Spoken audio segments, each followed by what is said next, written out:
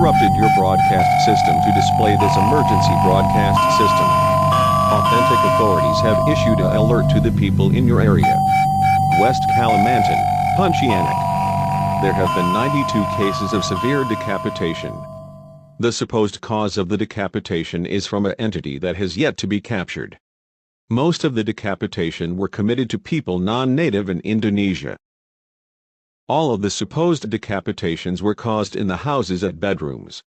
The supposed entity was described by witnesses as a tall black humanoid with no features. Authorities have found out how to escape the supposed entity. If you are in your bedroom and blink while it's seemingly night, just for it to turn day once you opened your eyes. Run in the most empty and well-lit room in your house and ignore any voices and whispers. If you ignored it for long enough, the outside should be back to normal. It is safe to leave the supposed room.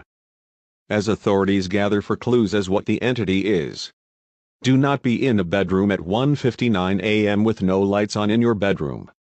This is the supposed cause of the entity's attack. For now, follow these steps as the authorities try to capture/exterminate this entity. Stay safe. End of dialogue.